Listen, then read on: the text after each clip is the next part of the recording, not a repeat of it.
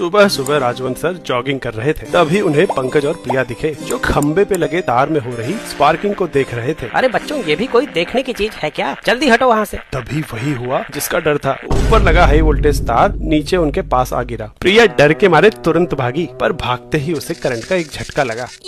हाय रे, मैं तो पूरी हिल गई। ये तार से दूर खड़ी थी, फिर भी इसे करंट लग गया। मैं पास खड़ा हूँ, फिर मुझे झटका क्यों नहीं लग रहा? वाह बेटा, मुश्किल घड़ी में भी क्यूरियोसिटी। वहीं खड़े रहो, भागना नहीं। सर, बिना भागे यहाँ से कैसे निकलूं? करंट हवा से तो आया नहीं, तो जरूर जमीन से ट्रैवल कर रहा है। तो मुझे क्यों नहीं लग रहा? उसी वजह से जिस वजह से इस तार पे बैठी चिड़िया को करंट नहीं लगता।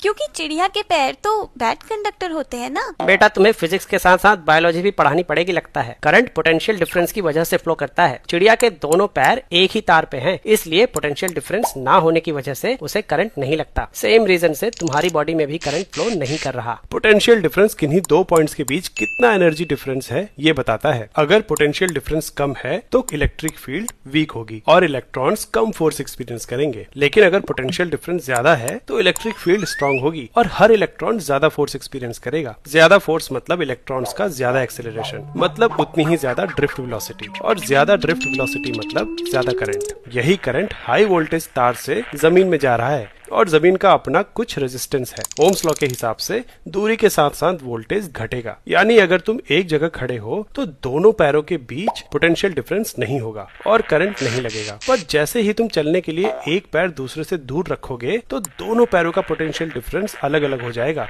और बॉडी से करंट फ्लो करने लगेगा। मतलब पैर ज्यादा दूर नहीं रखने हैं। हाँ, दोनों पैर पास रखो और कंगारू की तरह फुदक फुदक के वहाँ से निकलो।